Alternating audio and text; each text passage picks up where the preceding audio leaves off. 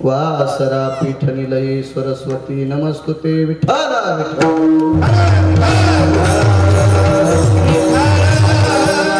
पावनाति भासती पंचानन समाना तया श्रोत्याची आचरणे जाना साष्टांग नमन करीतसु वाद्ये भूषित पावन ती प्रत्यक्ष अमरेंद्रा समान तयाची आचरणे जान साष्टांग नमन करीतसु आता गान गंधर्व देवता उकीळ कंठ स्वर आराका जी कीर्तनी वहिवासित लोका तयाची आचरणी नमन गा मज दिसत सो परम विख्यातू जो जान ब्रह्म याचा सुतू नारद जान नाम तितिक्षु तयाची आचरणी नमन गा जेने धर्म जितविलाची बळी तो संभाजी जान नवाळी कावतरला जयाची आकुळी तया छत्रपतीची आचरण कमळी साष्टांग नमन करीत सो विठ्ठला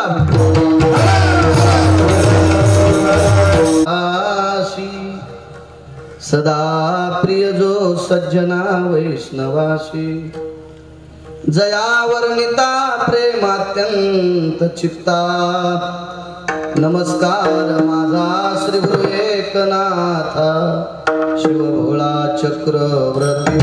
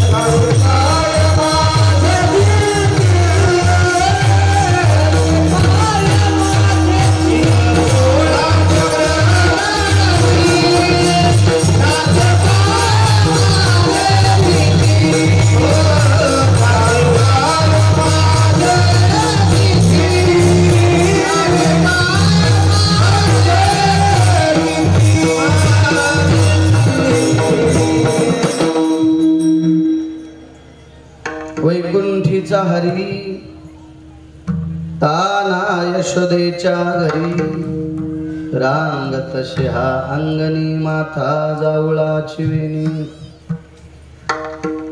प्रस्तुत प्राप्त प्रसंग निवडलेला अभंग विश्वमान्य विश्वभूषण विश्वाधिकार विश्वप्रिय साध्वी जनाबाई यांचा प्राप्त प्रसंगी निवडलेला अभंग विठाला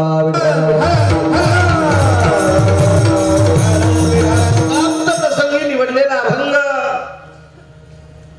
गंगाखेड निवासी देवाच्या अत्यंत लाडक्या विटेवरच्या मालकाचा अंतकरण संत श्रोमणी नामदेवरायाकडे दास्यत्व केलं अशा वारकरी संप्रदायातल्या फार मोठ्या आदर्यो अशा साध्वी जनाबाईंचा प्राप्त प्रसंगी निवडलेला अभंग विठाला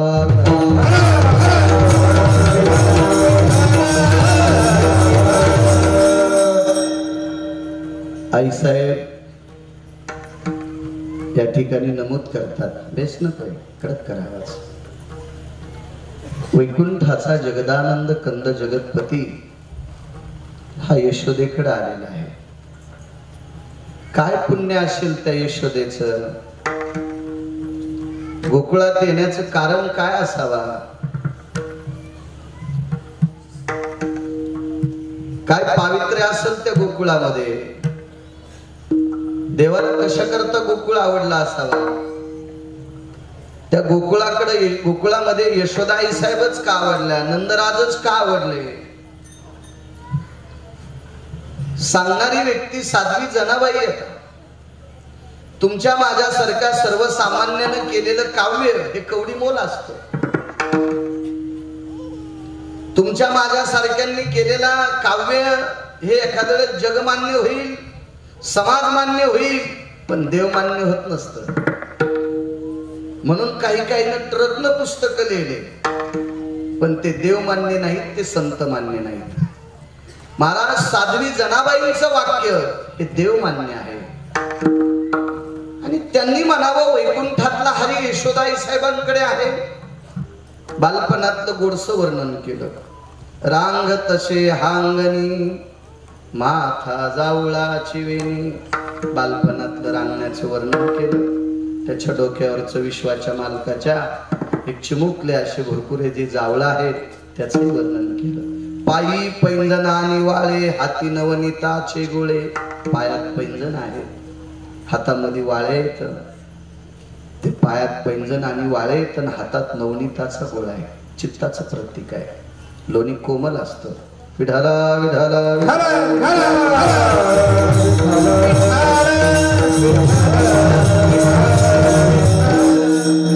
अत्यंत शुद्धतेचं आणि कोमलतेचं प्रतीक म्हणजे लोणी आहे.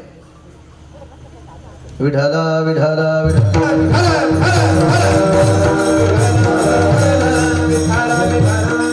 आणि त्या लोण्यासारखं मऊ अंतःकरण आहे ब्रह्मांडाच्या मालकाचं. अत्यंत मऊ आहे, मऊ आहे, मऊ. हाती नवनीताचे गोळे. शेवटच्या कडव्यात फार मोठा न्याय दिला सोमनाथ. धन्य यशोदा ते माय दाशी जनी वंदी पाय. जनाबाई सांगतात यशोदाई साहेब धन्य माता आहे आणि मी त्यांच्या पायावर डोकं ठेवते. महाराज कोण कोणाच्या पाया पडते त्याच्यापेक्षा कोण पडते हा महत्वाचा विषय.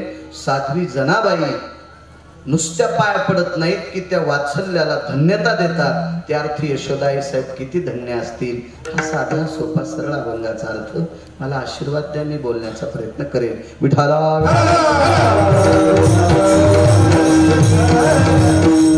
मोठ्या श्रद्धेने मोठ्या भावयुक्त अंतःकरणाने चालत असलेली गेली 50 वर्षाची परंपरा आहे.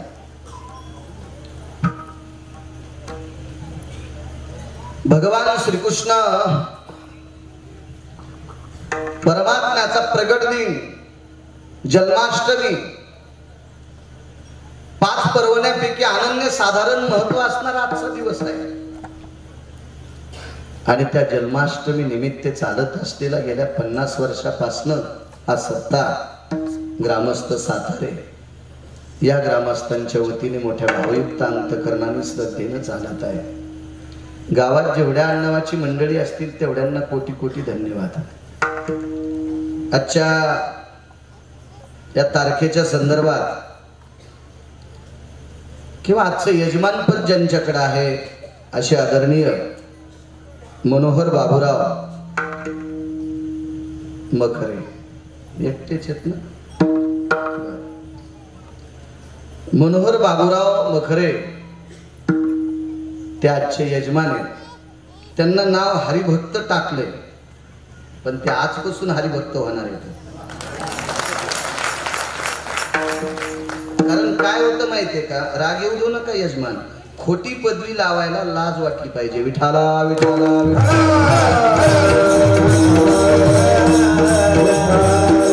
मला काही चोंबाळ्या गप्पा येत नाहीत. तुम्ही मला नारळ देताल, पाकिट देताल, याबद्दल तुम्हाला काही चोंबाळीत नाही. माझा संसार धकाय पुरते पैसे हाऊत भरून पंढरपुरातल्या मालकांनी मला दिले. याच्याकरता मी काय कोणाला चोंबाळ्याला फिरत नाही, फिरणारही नाही. विठाला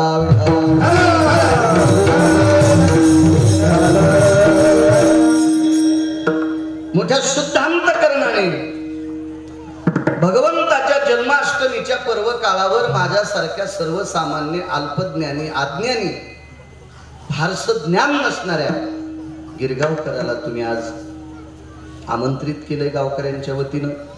तुम्ही यजमान आहात मनोहरराव, पण आजच्या पवित्र पर्वणीवर तुम्ही वारकरी व्हा ही तुम्हाला मनापासून विनंती करतोय. विठाला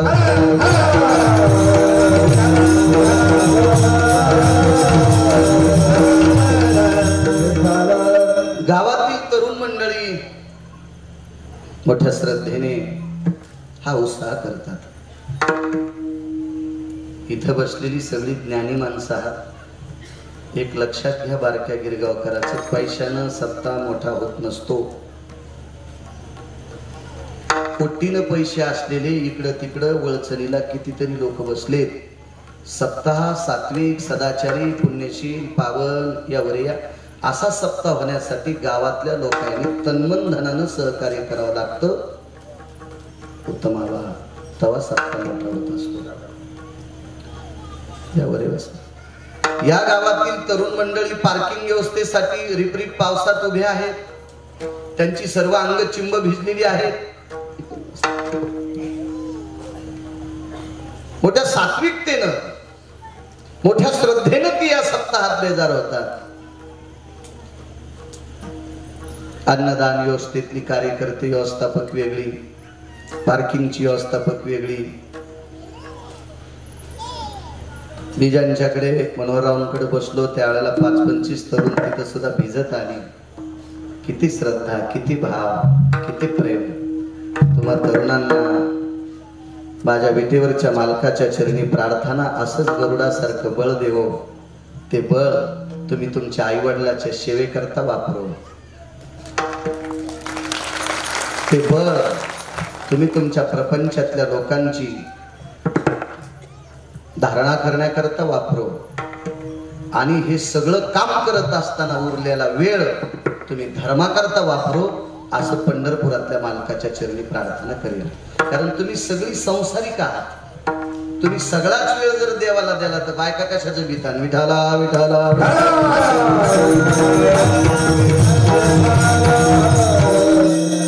आमच्या बऱ्याच लोकांना बायका नसताना कुंटालानं पैसे आहेत, मग तुमच्याकडे का नसावा? बायको जरी नसली तर पैसे लागत नाही, लागते पैसे. तुम्हाला जर इथे यायचं असेल कीर्तनाला तर एसटी फुकट आणते का तुम्हाला? ती म्हणेल का आता ब्रह्मचारी आहे, हा त्यांनी लग्न केलं नाही, आपण फुकट नव्हतं, दोघांची नोकरी जाईल ना काका? कसं शक्य? पैसे लागतात. संन्याशाला लागते, ब्रह्मचार्याला लागते. तुम्हाला सुद्धा संसारिक आहेत आपण, आपल्याला तर लागतच असते. त्याच्यामुळं तुमच्या सगळ्या कामाकरता देवानं बळ देवो आणि उरलेला वेळ तुम्ही धर्म कार्याकरता देवो आणि ती देण्याची भावना तुमच्यात निर्माण हो, अशी विटेवरच्या मालकाच्या चरणी प्रार्थना करतो. विठाला विठाला.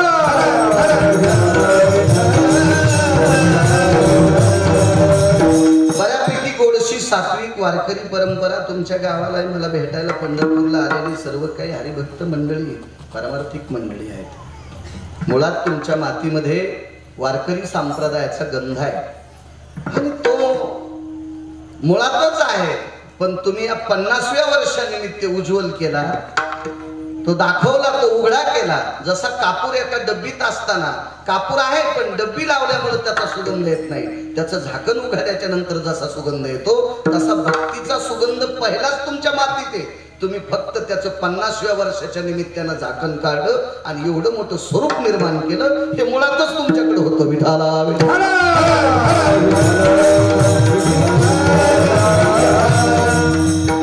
आदरणीय तरुणांच्या वतीनं काका सुद्धा संपर्क करत होते. जगताप काका विठ्ठलांना सुद्धा फार बोलायचे. अण्णांच्या मावशीचा श्राद्ध आहे त्याच्याकरता गेले. फारसा प्रयत्न सगळ्यांचा. उपस्थित पंचकृषीतून आलेली श्रोते जनार्दन तुमच्या चरणी गिरगावकराचा नाक घासून प्रणाम. ही जी विनेकरी बाबापासून इथपर्यंत वारकरी मंडळी चोपदार आदी करून मस्तक माझा पायावरी या वारकरी संतांच्या साऊंडवाले तुम्हाला सुद्धा धन्यवाद. विठाला विठाला.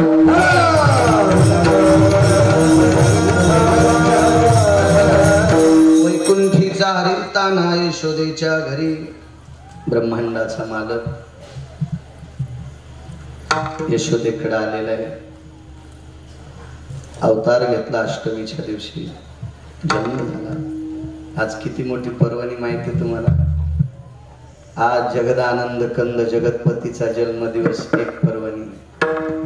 दुसरी पर्वणी या पवित्र महाराष्ट्रामध्ये तुमच्या माझ्यासारख्या रेड्यांना मार्गाला लावणारा योगी जन्माला आला आजच्या दिवशी. त्या योग्याचं नाव आहे माऊली महावैष्णव ज्ञानोबा आहे. मालकांचा जन्मदिन आहे. तिसरी पर्वणी आज माझ्या आळंदीतल्या मालकाचा सुवर्ण कलशारोहण झालाय. ही तिसरी पर्वणी. पर्व काळे राजो, आनंद व्यक्त करा. आपण जिवंत असताना ज्ञानोबरायच्या सोन्याचा होतोय. ही आपल्या जीवनातली पर्वणी. आपण गेल्यावर बसल्यावर काय करता राजो? विठाला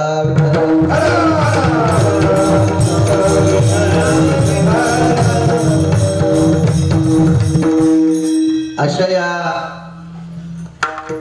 पवित्र पर्वणीवर चालत असलेला ज्ञानदान सोहळा पुन्हा एकदा सातारा गावातील मंडळींना कोटी कोटी धन्यवाद देतो. अभंगावर येतो. काय विश्वाचा मालक प्रगट झाला असेल, काय गरज असेल आम्हाला गी अवतार. विश्वाच्या मालकाने आपल्याकरता अवतार धरलाय. मग तो कुर्म अवतार असेल, तो मत्स्य अवतार असेल, तो वराह अवतार असेल, तो राम अवतार असेल. आज ज्या विश्वाच्या मालकाचा प्रगट दिन सोहळा आहे तो जगदानंद कंद जगतपती द्वारकाधीश श्री कृष्ण परमात्मा आहे. रूप एकच, अवतार भिन्न भिन्न. तर आजच्या अष्टमीला जो अवतार घेतलाय तो 2 पूर्ण अवतारापैकी एक आहे. दुर्जनाचा येणे करोनी संहार. पूर्ण अवतार राम कृष्ण, पूर्ण अवतार राम कृष्ण, पूर्ण अवतार राम कृष्ण, पूर्ण अवतार राम कृष्ण. दुर्जनाचा येणे करोनी संहार,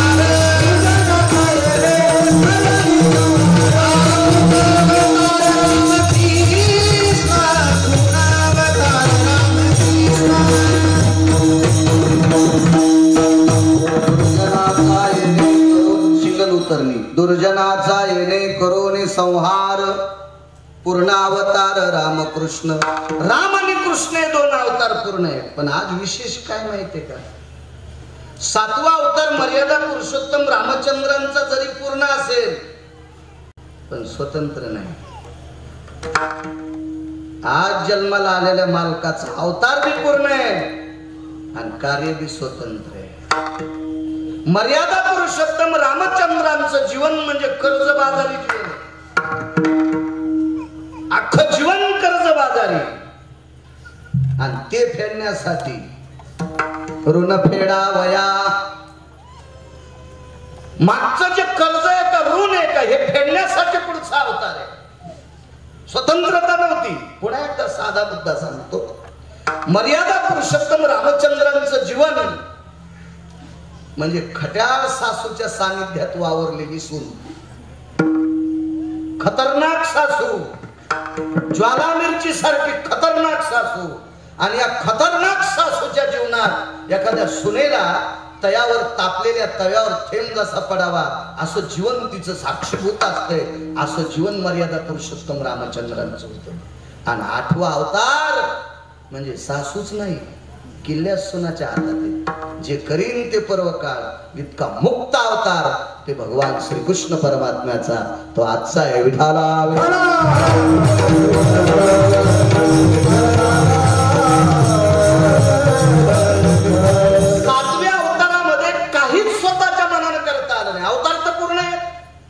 तुम्ही पुरावा आहे की ना?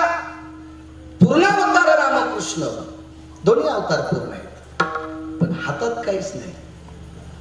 आणि 8व्या अवतारात कोणाच्या बापाला न विचारता स्वतःच्या मनाला पटेल तेच केलं. त्याचं नाव कृष्ण अवतार आहे. तो कृष्ण अवतार. 7व्या अवतारात काही करता आलं नाही. मुलगी रडत आली बापाकडे. बापाकडे मुलगी रडत आली. चुलत्याकडे मुलगी रडत आली. वडील आणि काका दोघे एका जाग्यावर होते आणि त्या मुलीनं स्वतःच्या नवऱ्याचं कापलेलं डोकं बापा पुढं आणि चुलत्या पुढं आणलं. किती मोठा चुलता सांगू का? वृक्षाचे पान हाली ज्याची सत्ता.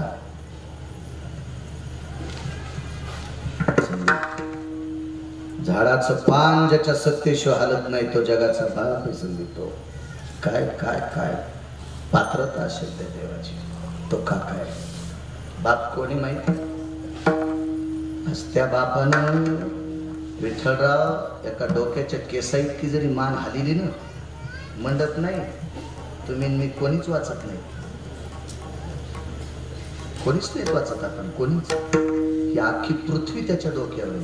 त्याला शेष म्हणतात. मनोहरराव तो शेष त्या मुलीचा बाप आहे. मर्यादा पुरुषोत्तम रामचंद्र त्या मुलीचे काका आहेत. आणि पोरीनं ते डोकं दाखिलं. माझे मालक येते, माझ्या मालकाला माझे सासरे वाचू शकले नाही. सासऱ्याचं नाव लंकेचा राजा रावण. माझ्या मालकाला माझे चुलत सासरे वाचू शकले नाही. कुंभकर्ण. एक सांगू तुम्हाला, शक्यतो रावण मरण सोपा होता, इतका अवघड कुंभकर्ण मरण होता. रावण मारणं देवासाठी कितीतरी काही पटीनं सोपा होता, तसा इतका सोपा नव्हता. पण कुंभकर्णापेक्षा काही पटीनं सोपा होता. रावणापेक्षा कितीतरी पटीनं कुंभकर्ण मारणं अवघड होता. पण कृपा एका संन्याशीची झाली म्हणून कुंभकर्ण मेला, मरत नव्हता कुंभकर्ण. त्याही माझ्या मालकांच्या काकांनी त्यांना वाचवलं नाही. तिसरा मुद्दा सांगितला, प्रभू प्रभू माहित नाही बरं बाप आहे, माहित नाही बरं चुलत आहे, पण देव माहित आहे. प्रभू या ठिकाणी माझ्या मालकाचे दुसरे तिसरे सासरे आहेत, ते प्रचंड भजन करणारे आहेत. आज ज्या मालकाचा जन्म झाला त्याचा फरक पहा आणि मागच्या मालकाचा फरक पहा, दोन्ही एकच आहे, अवतार मात्र. प्रभू माझ्या पतीचे अजून एक 3 नंबरचे काका आहेत. प्रभू ते खूप सात्विक होते. अंतकरण लढत होतो. प्रभू माझ्या पतीच्या 3 नंबरच्या काकाने तुमचं रात्रंदिवस भजन केलं. त्या काकाचं नाव आहे विभीषण. खूप भजन केलं, खूप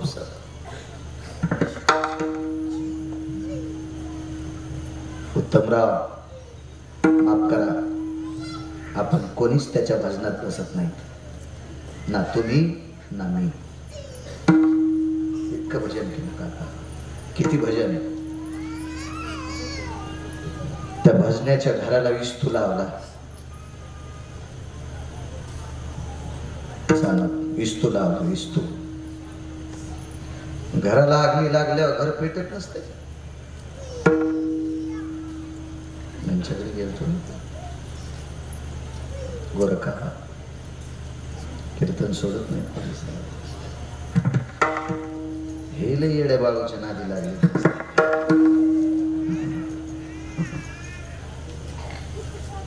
सांगा बाबा, झोपडं पेटल्यावर घर पेटल्यावर जळत नसतं. सिमेंटचं घर जर पेटलं तर कलर तर जळत ना. पण विभीषणाच्या दारातली धर्माची पताका सुद्धा जळाली नाही. ज्या पताकेला, ज्या काठीत पताका लावली होती उत्तमाबा, ती काठी पण जळाली नाही. त्या घराचा कलर सुद्धा जळाला नाही. इतके माझ्या मालकाचे काका भजन करणारे होते.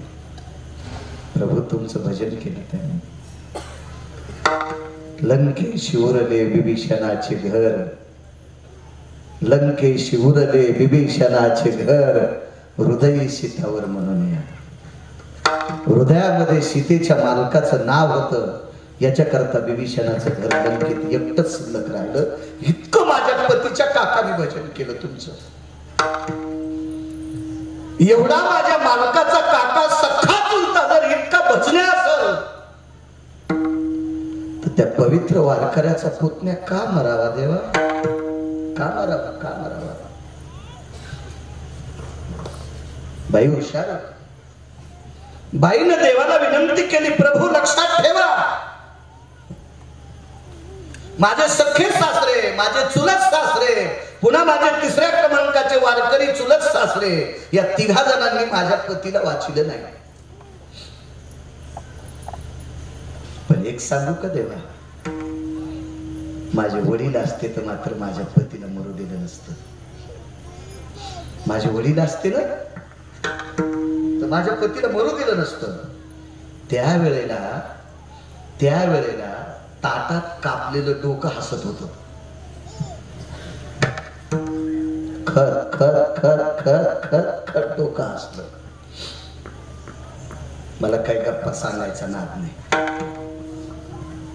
तुकोबरायचं मनोगत आहे, पाहावे पुराणे विचारवणे. सटाक्या सांगणार नाही, गाणं बी म्हणणार नाही आणि गप्पा सांगणार नाही. कारण मी सटाक्या सांगितल्या तर यम मला सटके हानी. मला हाणायच्या अगोदर पाकिट देणाऱ्याला हानी. गणेश सटाक्या सांगणाऱ्या महाराजाला जो पाकिट देतो का त्याला कोण्या नरकात टाकावं यमाला सुद्धा कळत नाही. आणि 2 नंबरला तुम्हाला नरक आहे. माझ्या गळ्याची शपथ खोटं नाही. 3ऱ्या क्रमांकाला तुम्हाला नरक आहे. नालायक महाराज सोबत उभं राहिलं 7 गेली की तुम्हाला नरक 3रा आणि 4था आम्हाला आहे. जाऊ द्या, आम्हाला फिरायला कापू द्या. हो, नाहीतर निफाड बसल्या मसुबाला कापू द्या आम्हाला. पण तुम्हाला पैसे देऊन देऊ कापायला नाही हे ध्यानात ठेवा ना. आम्ही गथुडं घेऊन कापू द्या आम्हाला, पण तुमचं गथुडं जाऊन तुम्हाला देऊ कापायला हे ध्यानात ठेव. जा विठाला विठाला.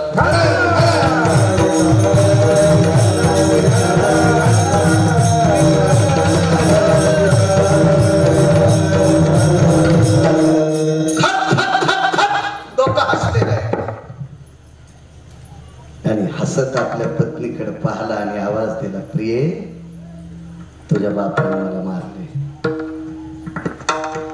तुझ्या बापाने मला मारले. महाराज हा शब्द त्या तुटलेल्या डोक्यातून पडल्याबरोबर दोघालाही आश्चर्याचा झटका आला. आश्चर्यचकित झालं. मारलंय लक्ष्मणाला आणि हे म्हणते तुझ्या बापाने मारलं, मग लक्ष्मण पिता कसा? बघ लक्षात आलं, सुलोचना शेषाची कन्या आणि लक्ष्मणजी शेषाचा होता. महाराज वानराकुस लढायला लाज वाटली देवाला. वानराच्या पुढे रडायला लाज वाटली देवाला. पण अंतःकरण रडत होतं हे कळालं 1 नंबरच्या संन्याशाला. आणि मारुतीरायने प्रभूला बाजूला घेतलं. देवा काय अडचण आहे? शोक करता नाही, पाणी नाही डोळ्याला. मारुतीरायने सांगितलं, प्रभू अख्खं जीवन तुमच्या सेवेत घातलंय, मला सगळं कळतंय तुमचं. तुमच्या दोघांचं हृदय रळतंय. कारण काय? इंद्रजित आमचा जावाई, इंद्रजित आमचा जावाई, सुलोचना आमची मुलगी आहे, रावण आमचा व्याही आहे. मारुतीराय म्हणले आता नाती लागले का? फारम भरायच्या आधी नाही कळालं तुम्हाला? फारम भरायच्या आधी कळायला पाहिजे होतं आमचे नातेवाईक. मग भरायचंच नव्हतं ना. आधी तर प्यान लावून फॉर्म भरला आणि मग म्हणले त्याला मतदान आणि आम्हाला. किती विरोध केला देवा तुम्ही? हनुमंता ह्या गोष्टी नकळत झाल्या, पण इंद्रजित उठावा लागतो. नाही प्रभू असं करू नका. 18 पद्म वानर 72 कोटी रिसन 56 कोटी गोलांगुळ किती त्रास दिलाय व आम्हाला. देवा आम्ही तुमचं काम केलंय, तुमची भाकरी सुद्धा खाल्ली नाही. पाला खावो मी आवाहिले पर्वत, पाला खावो मी आवाहिले पर्वत, पाला खावो मी आवाहिले पर्वत, पाला खावो मी आवाहिले पर्वत. आदिला खुशी आदिला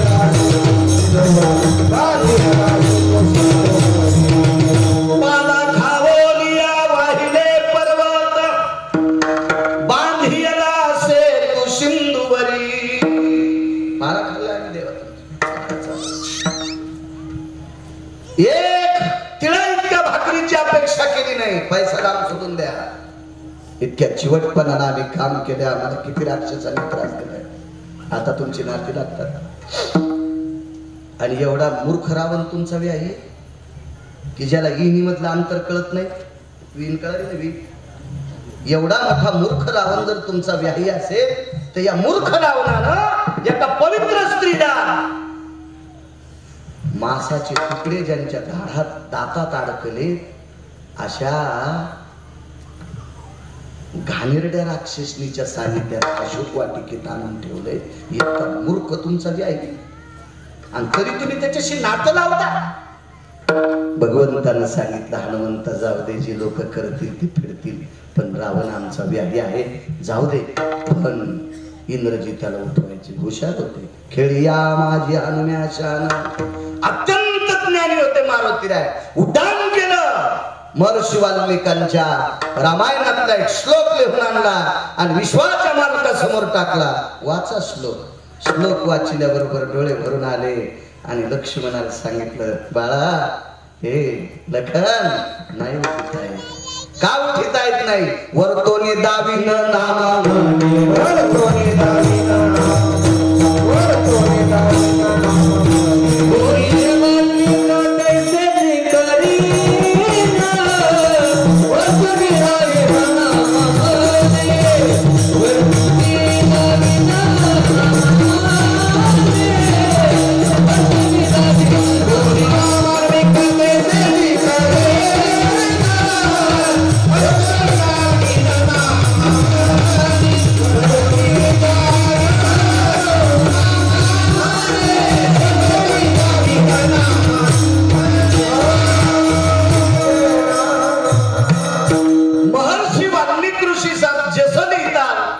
जगाच्या बापाला वागावं लागलं, नाही उठिता आला.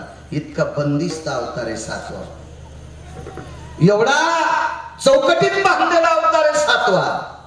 स्वतःच्या मनाला तिळा इतकं सुद्धा प्रभूला काही करता येत नाही. हा अवतार आहे सातवा आणि कोणाच्या बापाची जुमानली नाही. ते अवतार आहे आठवा. विठाला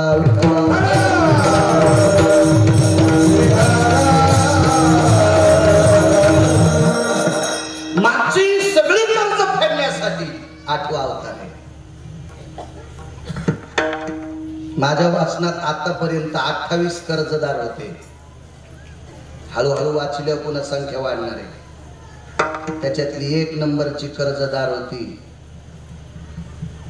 अहिरावण नावाच्या राक्षसाची पत्नी चंद्रसेना. या चंद्रसेनेला प्रभूला आमंत्रित केलं. प्रभू स्वागत आहे तुमचं. पण तिचा अंगठ्याने पलंगच मोडला. दोघांची फजिती झाली. मारुतीरायाची शेपटी रामेश्वरला तुटली. शेपटी नाही रामेश्वरला मारुतीरायाला. महाराज नवऱ्यावर अतूट प्रेम करणाऱ्या बाईने शेपटी ओढून घेतली. इतकी तुमच्यात ताकद आहे. पण जी नवऱ्याच्या 3दा पाया पडती तिच्यात ताकद आहे. जी नवऱ्याच्या पडत नाही महाराजाच्या पडती तिच्यात नाही. जी नवऱ्याला टायमाला जेवायला देत नाही महादेवाला पाणी घालती तिच्यात नाही. जी नवऱ्याला टायमाला जेवायला देत नाही पांडुरंगाला मंजुळा वाहती तिच्यात नाही. जी नवऱ्याच्या 3दा पाया पडतील देवाच्या पायात पडत नाही तिची देवा.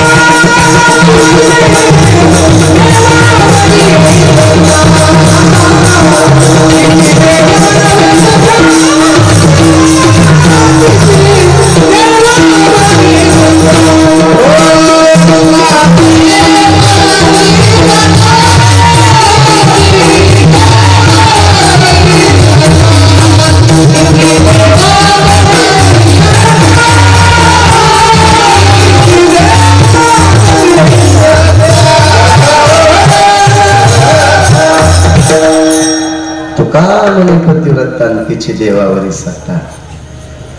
माझ्या महिनो पंढरपुरातल्या मालकानं 7व्या अवतारात मर्यादा पुरुषोत्तम रामचंद्राने अंगठ्यानं तिचा पलंग मोडा. तोंडातून शब्द पडला. ज्या अंगठ्याने पलंग मोडा त्याच अंगठ्याला बाण लागल. भिल्ले विंदिले शारंधर. नवऱ्याचं दर्शन घेणाऱ्या बाईनं जिथं बाण लागल तिथंच लागला. आणि द्वापार युग संपलं. कलीला आरंभ झाला आणि ह्या लोकातली यात्रा पंढरीतल्या मालकाच्या 8व्या अवतारातली संपत्ती. इतकी नवऱ्याचं दर्शन घेणाऱ्या बाई ताकद. मारुतीरायासारख्याच्या शेपटीला हात लावायची जगात एखाद्या बाईची ताकद असेल का? पहिली गोष्ट यायला तर मधातच प्रवेश नाही. गाव जेले हनुमान बहार. पण आता एखादी मंची असेल तर ती मारुतीच्या तोंडाला पेडा जायची. अशा लय मंच आहेत ना. येडगड महाराजांनी सांगितलेल्या त्या सात्विक महाराजांचे थोडंच ऐकत येतात. मारुतीच्या तोंडाला पेडा लावला. कसं खाईनीच्या हातानं कवाईनं सासूचं लुगडं धुतलं नाही, सासऱ्याचं धोतर धुतलं नाही, त्याची संपत्ती हिसकून घेतली आणि नागपुरुष तर तुपात चपात्या खाली आणि मारुतीच्या तोंडाला पेढा लावायली. गोळ्या संपल्यात का तुझ्या हातात मारुती पेढा खाला?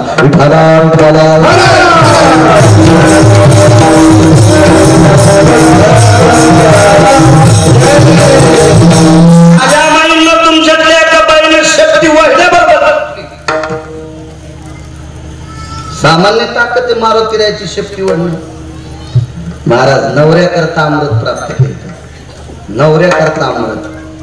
तिचं नाव आहे चंद्रसेना. जा रामेश्वरला, नुसती मारुतीरायाची मूर्ती शक्तीच नाही.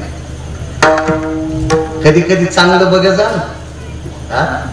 लग्न झाल्यावर सासऱ्यानं दिलेले फुकटे पैसे गोव्याला उडवायला जातात, भिताड अंगावर पडून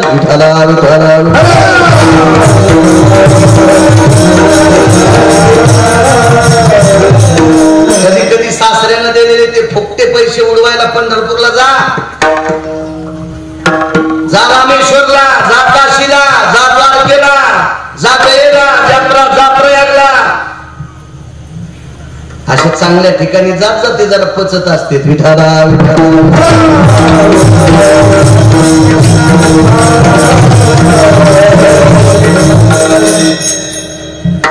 देवानं माग न पाहता तोंडातून वाक्य पडलं, माय मी या अवतारात मर्यादा पुरुषोत्तम आहे, मला तुझ्याशी लग्न करता येत नाही. पण एक लक्षात ठेव, पुढच्या अवतारात तुला पत्नी करून घे. महाराज मागचं कर्ज फेडण्यासाठी हा अवतार आहे. आजचा अवतार आहे का काय? मागचं कर्ज फेडण्यासाठी मागचं. महाराज ती चंद्रसेना सत्यभामा लय श्रीमंताची पोरगी, जगात सत्यभामेच्या बापा इतका हुंडा कोणीच कोणाला द्यायला शिवाजी कोणीच नाही द्यायला. किती हुंडा द्यायला असं सांगू? किती किती 21 क्विंटल 78 किलो 44 तोळे म्हणजे 22.5 क्विंटल सोनं रोज देणारा म्हणे बापान द्यायला. 22.5 क्विंटल सोनं देणारा म्हणे. राजा शत्रुजिताकडे सूर्याचा उपासक होता आणि त्यानं तो म्हणे, त्याला काय मुलगा नव्हता म्हणून पोरीलाच द्यायचा होता. भाऊ होता प्रसेन, त्यालाही पोरग नव्हतं. त्याला मारलं वाघानं, याला मारलं कृतवर्म्यानं. याला राक्षसानं मारलं, त्याला वाघानं मारलं, दोन्ही मेले. आणि मग सत्यभामा विश्वाच्या मालकाला हीच मागची चंद्रसेना, हे मागचे कर्ज फेडण्यासाठी हा 8वा अवतार आहे.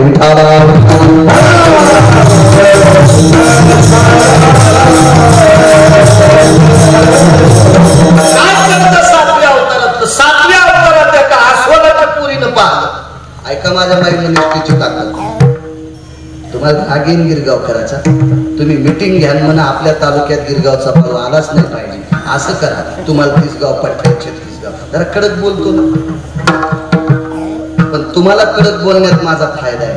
तुम्ही जर नियम नाही चुकिले तर तुमच्या पोटी जन्माला येणारी संतती देश चालवणार, देश भारत देश चालवणार. आणि तुम्ही चुका केल्या की तुमच्या पोटी जन्माला येणारी संतती भगिनी जन्माला येत असती आणि त्या देशातल्या भाकरी खातो.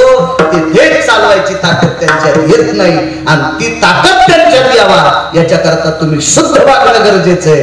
हा माझा स्वार्थ आहे. विठाला विठाला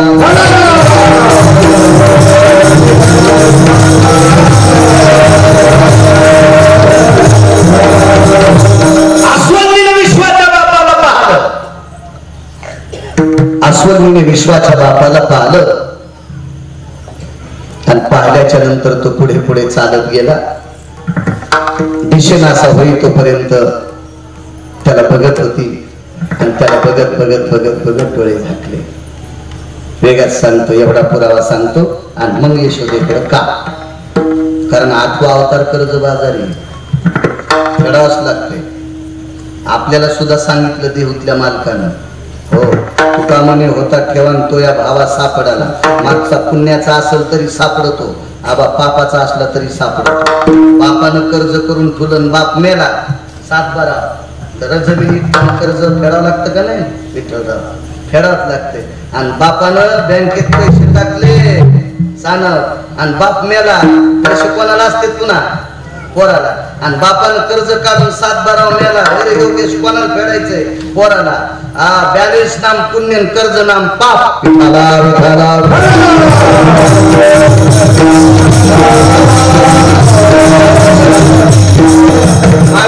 मायबापाने विचारलं, बाई कशा करता डोळे झाकलेस? काही म्हणे सूर्याच्या प्रकाशाला लाजविला असा सुंदर व्यक्ती पाहला, चंद्राच्या प्रभेला लाजविली इतका सुंदर व्यक्ती पाहला.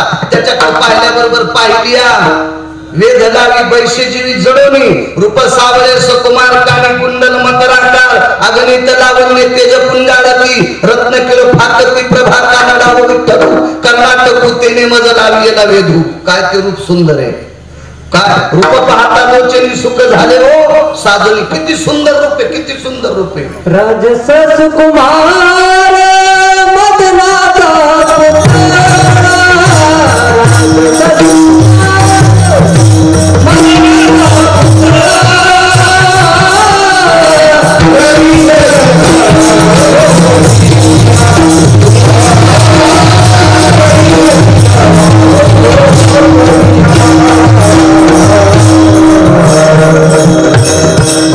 राजस सुकुमार मदनाचा पुतळा रवी शशिकळा लोकलिया. याच्या पलीकडचं कोटी ब्रह्म हत्या श्रीमुख पाहता जाती. इतका सुंदर आहे, एवढा सुंदर आहे. बाई आपल्या फायद्याचं काय? आपण पशु आहे, आपण अश्व आहे, आपण हिंस्र पशु आहे, तो मानव आहे. त्याच्या सौंदर्याचं इतकं वर्णन कशा करता करते? हृदय छेदलं ग माय बाबा, माझं हृदय छेदतो. बघा असं वाटतंय तो रस्त्यानं जात असताना झाडाच्या फांद्या लहरी देत होत्या. बाबा तो रस्त्यानं चलत होता, सूर्याचे किरण वंदन घालत होते. बाबा तो रस्त्यानं चलत असताना काय ते आकाश जागर देत होत. बाबा त्याने जरी माझ्याशी लग्न नाही केलं, पण वरिले सावळे परब्रह्म तो जगत आनंद कंद जगतपती मी अंतःकरणातून वरलाय. आणि बाईनं गंगेच्या कडेला प्राण सोडला. महाराज ही पुण्याची अपेक्षा घेऊन हिची पूर्तता पूर्ण करण्यासाठी विश्वाच्या मालकानं त्याच जामवंती इतकी नख दीड इतकी केस केली असेल. आपले तर काय नाटक करते तू, माझ्यापेक्षा 1.5 इंच उंचच आहे. बरी आहे ना, बरी आहे तुझ्या कुत्री ठाण्याला. हो जरा जास्त गोळीच आहे, मग काय करायची? तुला उन्हात टाकायची का? जरा पटपट चलतच नाही, हातेलीवर फाची का पाणी द्या. काय नाटक किती किती. अरे भेटायला यायचं मोठं पण लक्ष्मी आता तुझ्या घरी आली याचं मोठं. इतके नाटक, इतके नाटक मागच्या वर्ष फेडण्यासाठी जामवंतीशी लग्न केलं. जामवंतीशी अजून एक कर्ज सांगतो मागचं. किती कर्ज बाजार हे वळवळ काऊन करताय पसंतीचे. ते चांगल्या कपड्याचे तवरकच नीट राहते, हे बुडातले डेरे फोडीत. कारण महाराजाकडे चांगलं पोरग इंग्लिश स्कूलला, आणि जे नीट वागत नाही ते महाराजाच्या भरतीला. इठाला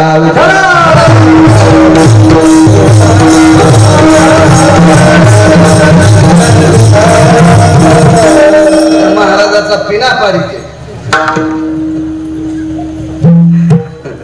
कमालेवा संस्था चालणाऱ्याची खरंच चांगलं हुशार कोण घालायला. योग असा काय सांगत होतो, जामवंतीच प्राप्ती करण्यासाठी कर्ज. महाराज जामवंताचं पण कर्ज होतं. किती कर्ज बाद आहे? 28 सांगायचे का तुम्हाला सगळे? सगळे सांगितले पहिले इसरते. त्याच्यामुळे बस झाले 2-4. जास्त गोळ्या एखाद्या घेतल्या की रिॲक्शन येतात. डॉक्टर म्हणते, मी काय डॉक्टर नाही. विठाला विठाला.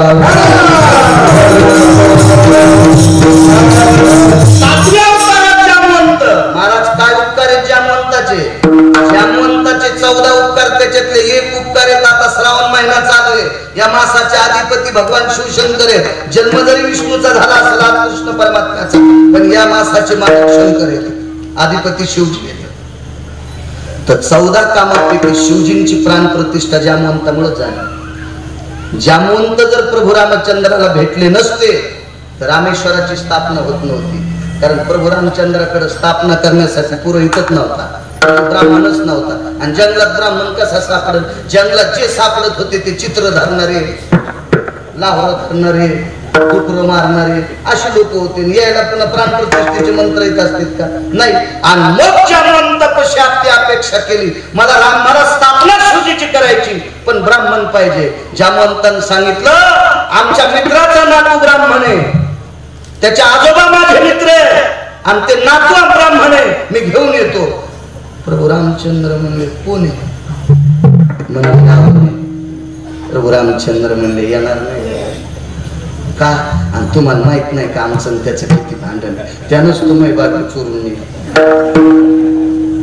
त्याला मारण्यासाठीच ते सगळा प्रयत्न आहे आणि ते कसं येईल जामवंत म्हणले त्याच्या आजोबाचं माझं लय प्रेम होतं आणि त्याला माहित होतं त्याच्या आजोबा लय मानते जामवंताला नातू तितका तो उपकार फेडी जाऊन प्रयत्न करतो आणि जामवंत लंकेत गेले रावणाला विचारलं लंकेश महाराज 65 फूटच्या सोन्याच्या वलांडून उत्तम आबा खाली आला आणि रावण पाया पडणार तेवढ्या अवकाशात जामवंताने कवटाळा नको रे आस्वालाच्या पाया पड नकोस आस्वालाच्या पड नको तुला पडायचंच का तर मी ज्याचं भजन करतो त्याच्या पड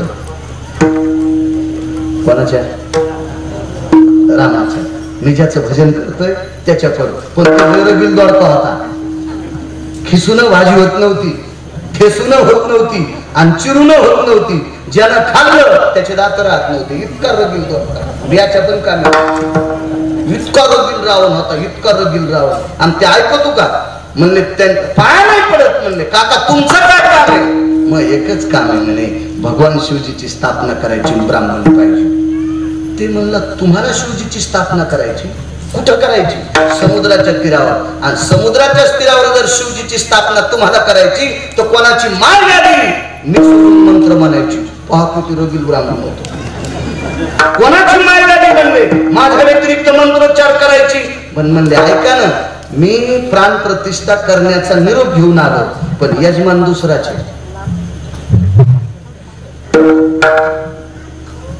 मखरे होते ते नाही यजमान माळ घालणारच बुवा तुम्हाला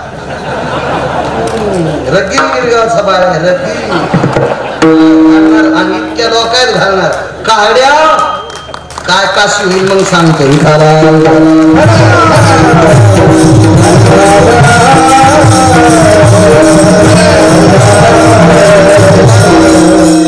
तुला मी सोडित नाही बापू मला 900चा मोबाईल आहे तू कॅमेऱ्यावर किती छापायला बापू माळ नाही लाज वाटायला पाहिजे तुला बी किती तो आज विठाला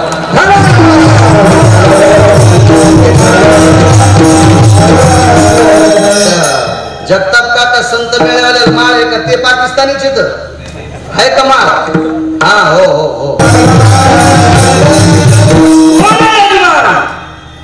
सीतापती रामचंद्र रावणानं गुचकी धरली राम यजमान आणि मी कस काय ब्राह्मण ते म्हणलं बघा मी आलतो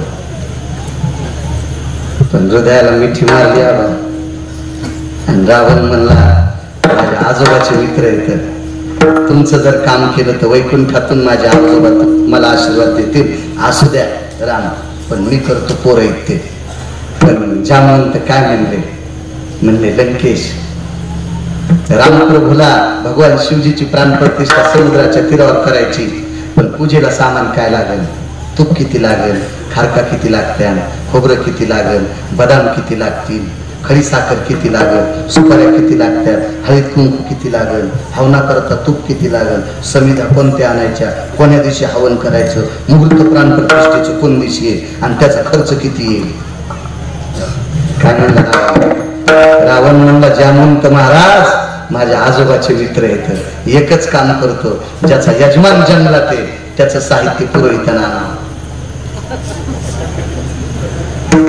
काय करायचे वायर दिले कळालंच नाही loose wire loose connection light चालू बंद होतो ज्याचा यजमान जंगलात आहे ज्याचा यजमान संकटात आहे ज्याच्या यजमानासाठी ज्याला यजमानाला शेअर पाहायला भेटत नाही ज्याच्या यजमानाला गावात जायला भेटत नाही उरत अशा यजमानाचे सामान पुरोहितांना आणा खारका वाट्या सगळं राहणार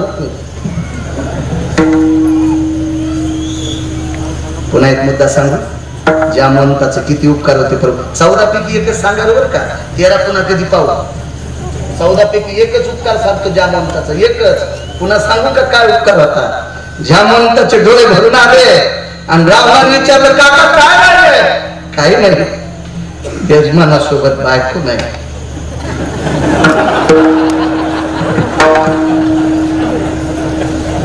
यजमानासोबत आणि बायको कोणाच्या ताब्यात होती? आबा त्यानं आलाय त्याच्या.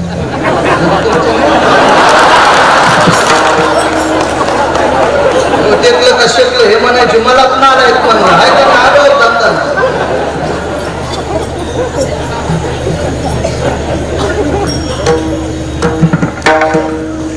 कोणाच्या ताब्यात होती? रावणाच्या. मरूस तर देत नव्हतं बेटी. रावणानं सांगितलं काका बायको जिवंत असताना नवऱ्याला पूजाला बसता येत नाही एकट्याला, मेल्यावर सुपारी पोसून बसता येत. पण बायको जर जिवंत असेल तर नवऱ्याला पूजेला बसता येत नाही. मेली बायको तर त्याला विधूर म्हणतात, मग मात्र त्याला सुपारी कमराला पोसून बसता येते. पण रामाची पत्नी जिवंत असेल आणि जर प्राणप्रतिष्ठेच्या पूजेला बसायचं असेल तर जमत नाही. येतो लंकेश, येतो मी येतो. पण रावण म्हणला माझ्या आजोबाला दुःख वाटण, जाऊ द्या तुमच्या देवाची पत्नी माझ्या ताब्यात आहे, पूजा करूस तर आणतो. पूजा करूस तर उपकार पा उपकार. महाराज देवावर उपकार करण्याची पात्रता संताची. देवा ठीक आहे म्हणते, जा आमच्या दिवशी समुद्राच्या तीरावर पूजा करायची. हा नाव ठेवा रामेश्वर. त्या ज्योतिर्लिंगाचं नाव काय ठेवलं?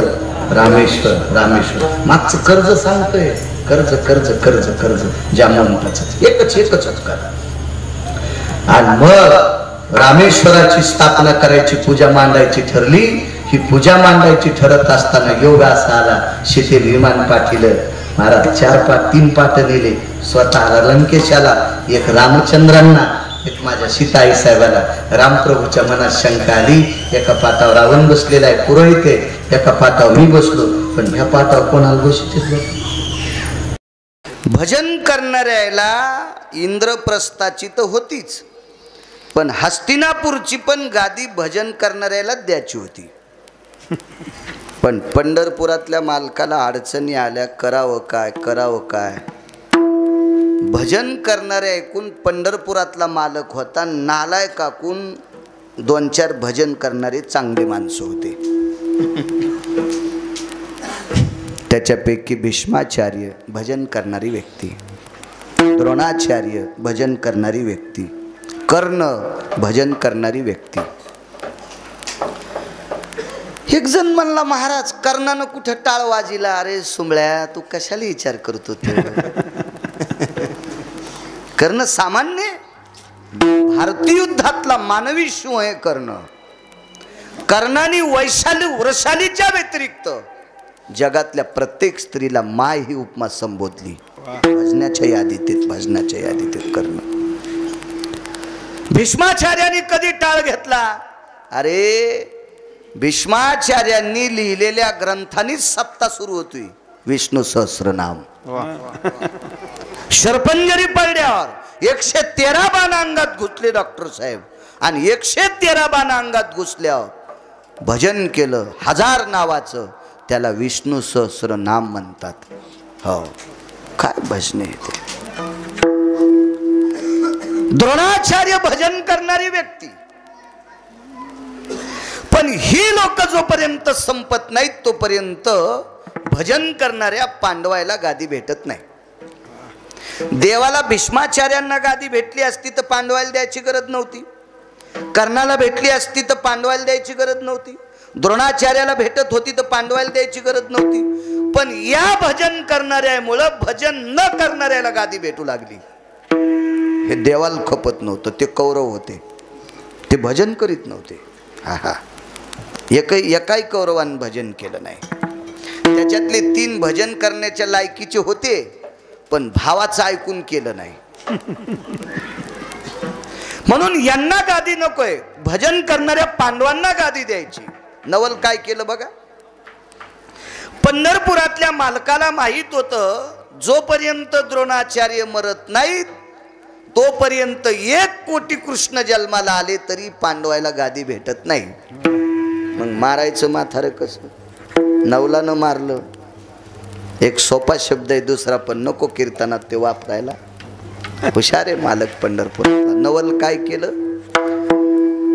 असं नवल केलं की द्रोणाचार्याचा मुलगा मरण पावला अशी खोटी खोटी खोटी अफवा युद्धात सोडून दिली. आता द्रोणाचार्याचं पोरग कसं मरल? ते अमर आहे ना, मारुतीरायाच्या यादीतलं आहे, ते चिरंजीव आहे ना, ते कसं मरल? पण अफवावर माणसांचा विश्वास असतो. म्हणून आपल्या जुन्या लोकांची एक मत आहे, साखऱ्यापेक्षा चाळी गोड आहे. चाळी म्हणजे लावालावी, ही साखऱ्यापेक्षा गोड असते. गोड. अश्वत्थामा मृत्यू पावला असं सांगितलं. आणि मग म्हाताऱ्याचा रथ धर्माकडे पोचला. धर्माकडे रथ जात असताना हातातलं बाण खाली टाकला होता रथात. युद्धनीती आहे, हातात शस्त्र नसल्यावर बाण मारायचा नाही, शस्त्र मारायचं नाही, ही युद्धाची नीती आहे. हात वरी करायचे, नाही तर शस्त्र खाली टाकून द्यायचं. हो, पशुपक्ष्यात सुद्धा ही नीती आहे.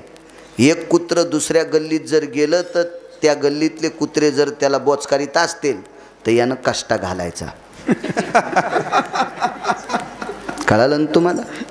ह्या कुत्र्यानं शेपूट दोन्ही पायाच्या मधात घातले की ते कुत्रे त्याला बोचकारीत नाहीत. हे नम्रतेचं लक्षण सांगितलं. आणि धर्माच्या जवळ गेले आणि विचारलं, का रे? म्हणे, गतो अश्वत्थामा तुझ्या येते यत कुंजराति देहीन मानवेषु ममम नैवाम चक्षु हितेषु. 8 श्लोक आले.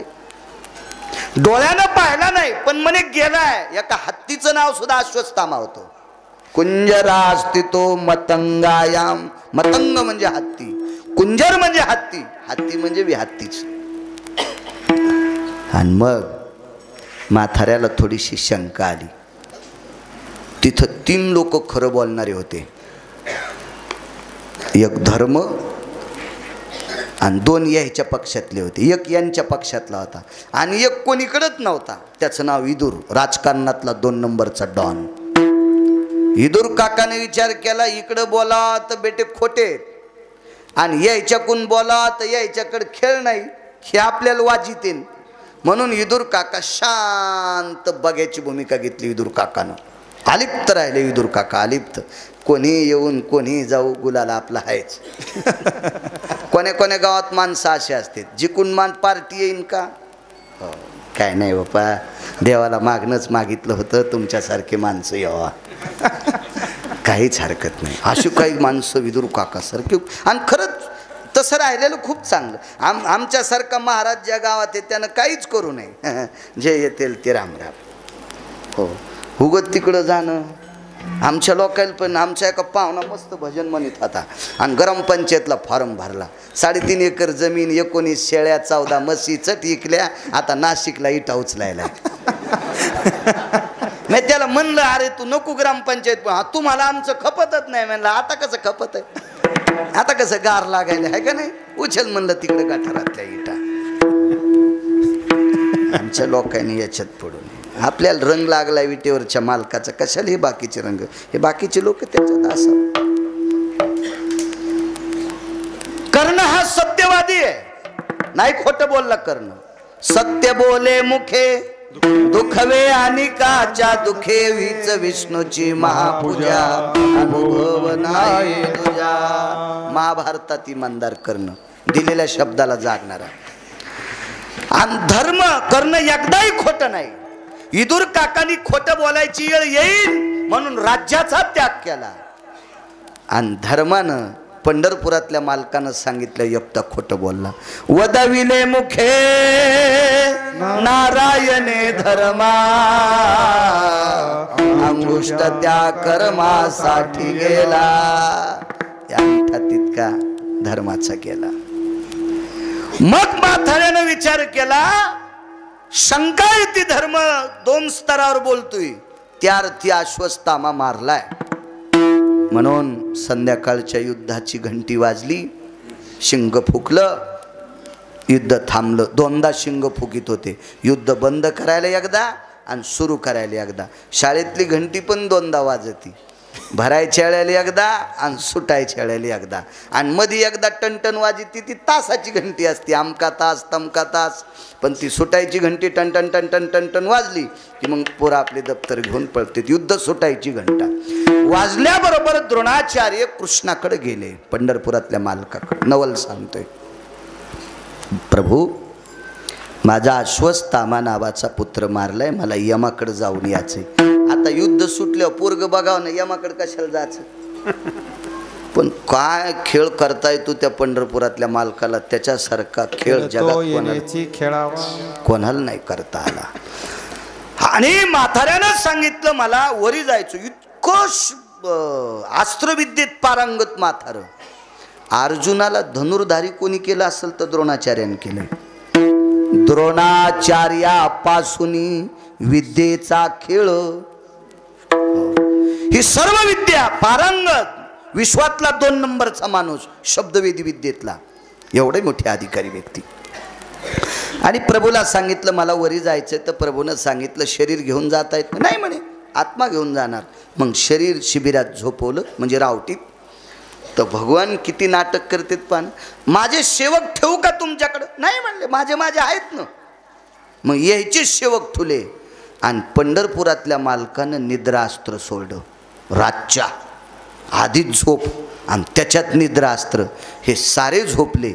आणि द्रौपदीच्या भावाला सांगितलं तुझा भाऊ या मथाऱ्यान मारलेला आहे. एक द्रौपदीला भाऊ 2 होते. एकाचं नाव सांगता येईल का दोन्हीपैकी? किती भागवत ऐकिले.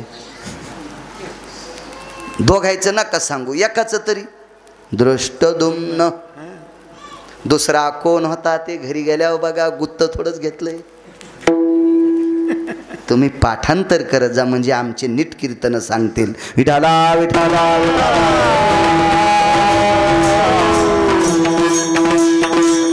श्रवण इंद्रियाची निपरी, दृष्टद्युम्नाची गाऊ जगरी, तुझी या सहोदराची भोरी येण्याची केली.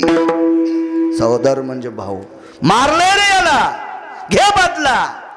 आणि नुसतं शरीर होतं खाली. डॉक्टर साहेब त्याला प्रेत म्हणता येणार नाही, कारण आत्मा मृत्यू स्थितीत नव्हता. विचारपूस करायला गेलता यमधर्माकडं. आणि तेवढ्या अवकाशात द्रौपदीच्या भावान माथाऱ्याच्या शरीराचे तुकडे तुकडे केले. माथाऱ्याने यमाच्या थुत्रीत आणली. कडेल दिवशी प्रणाम गुरुदेव. थुत्रीत आणली तरी यम म्हणतो प्रणाम गुरुदेव. अधिकारी लोक होते ते.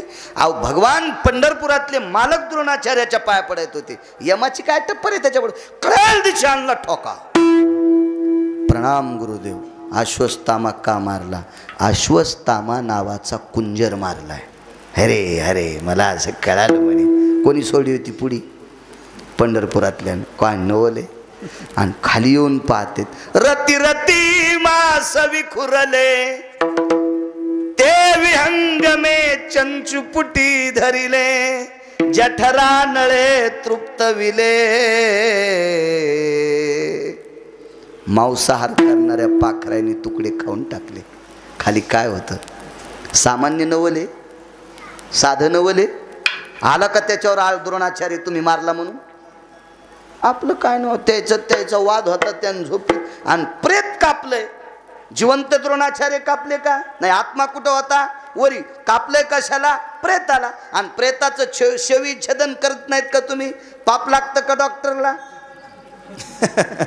पुरावा आपल्या जवळच नव्हतं बापू. करावं लागतं की नाही डॉक्टर साहेब शेवी छेदन? हा.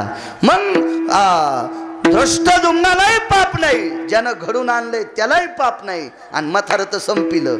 नवल केवढे केवढे, नकळे कान्होबाचे कोढे. अजून एक नवल सांगतो.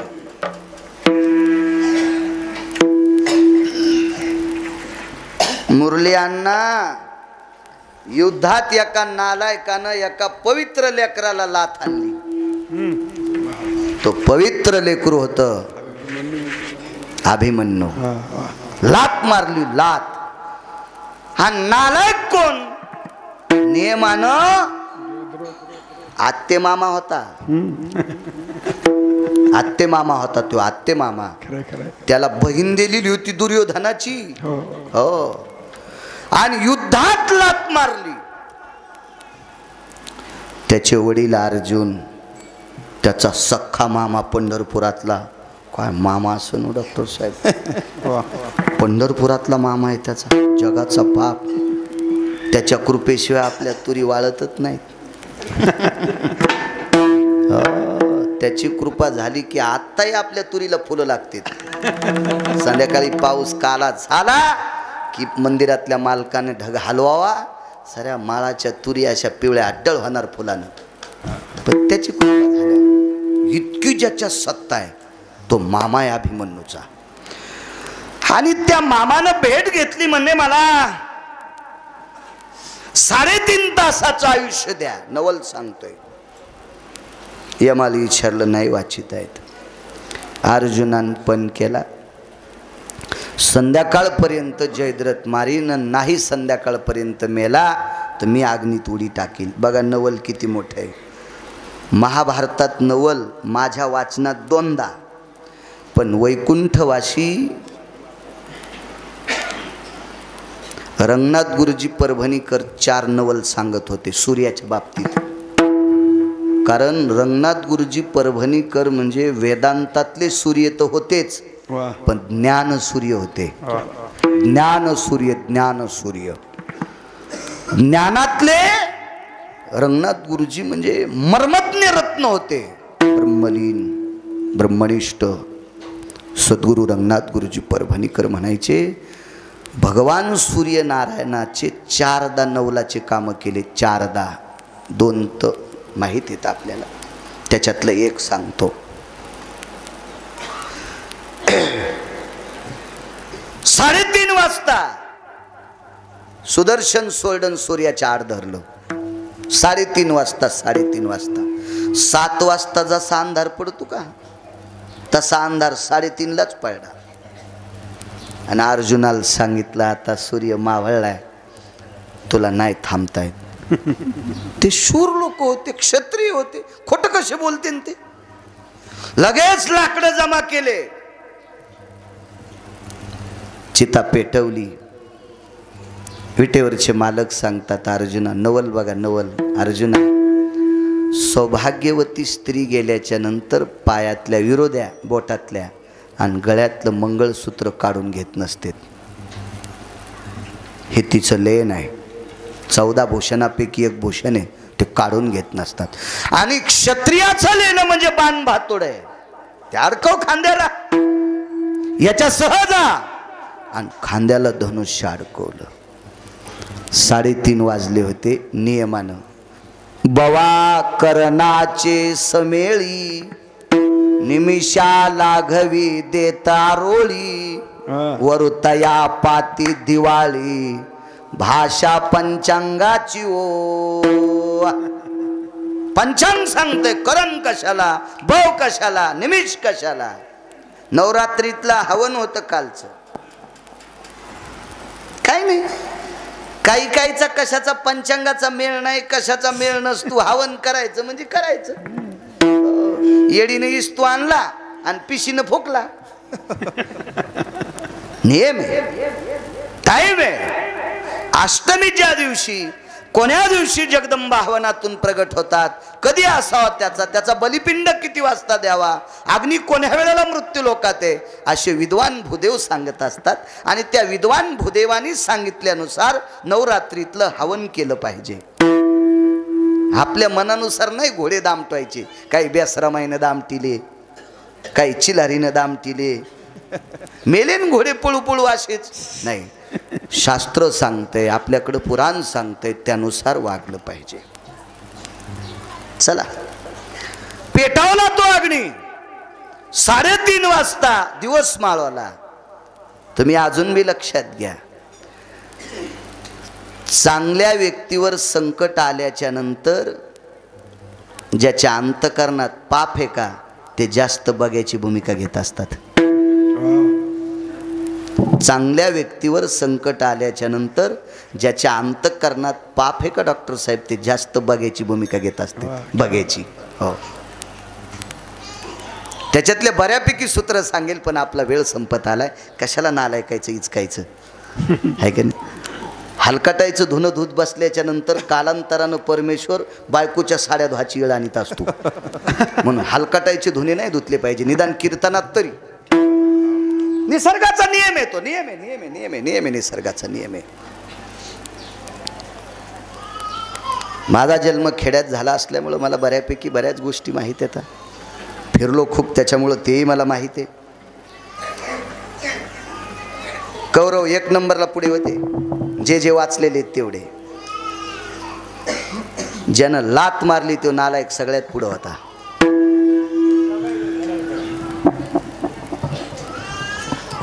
अपराधाची बोरी तो सवे दर्शनी भागे निर्धारी. ज्यानं अपराध केलाय का, दर्शनी भाग म्हणजे पुढं होता, सगळ्यात पुढं, सगळ्यात पुढं. मालक काय चतुर आहे नवन. तोंडातून वाक्य पडलं, पाहे पाजैद्र तू तोगा प्रकाश दिवाकर कांतू. रविकांत आहे तो, रवी रवी रवी रवी. तो दिवाकर आहे, तो प्रकाश देवता आहे, तो भास्कर आहे. नयनीने भास्कर देखिला, डोळ्यान भास्कर सूर्य पाहिला. हा सूर्य आणि हा जयद्रथ. मग बाण सोडला. आता नवल बघा, आता नवल 3:30 वाजता सूर्य मावळलाय. कोणी यानच आपल्या छान मावळ तू का. आमच्या पाहुण्याने 1 टरकभर पुस्तकं वाचिले. 1 टरकभर पुस्तकं वाचिले. आणि पंगत होती त्याच्याच पोरीची. संध्याकाळचं लग्न होतं आणि लग्न लागायच्या आधी जेवण होत असते. तर त्याला म्हणलं लाईट गेली, एक काम करू, तू ट्रकभर पुस्तकं वाचिले ना, तर सूर्याला असं थांबेवर ही शेवटची पंगत होस तर असं बोट लावतो या पुस्तकाच्या ताकदीनं. ट्रकभर पुस्तकं वाचिले ना. ते म्हणलं आपल्या पुस्तकात हे नाही मेळ बसत. म्हणलं मग काय हरकत नाही, तू गेल्यावर तुला याच्यातच फुकू. हे भांगारे पुस्तकं काय कामाचे आहे का नाही. काय लायकी आहे का ते भांगारे पुस्तकं वाचून. काय अभ्यास होणार आहे आपला. चांगलं वाची जा. सूर्य तर थांबलाच, जयद्रथ दाखिला आणि सूर्य दाखिला आहे. पण बाण मारता मारता कानात एक वाक्य सांगितलं. नवल सांगायलो, नवल तू जयद्रथ मारला तरी मरतू. तू जयद्रथ कोड आहे, कोड आहे.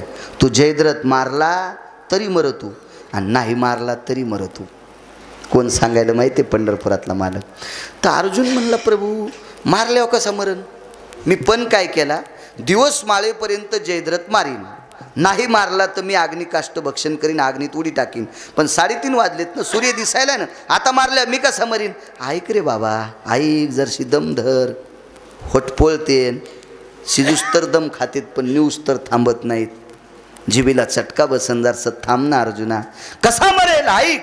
याच्या वडिलांनी तपश्चर्या केली, त्याचं नाव होतं ऊर्ध्वश्रवा. नवल सांगतोय ऊर्ध्वश्रवा.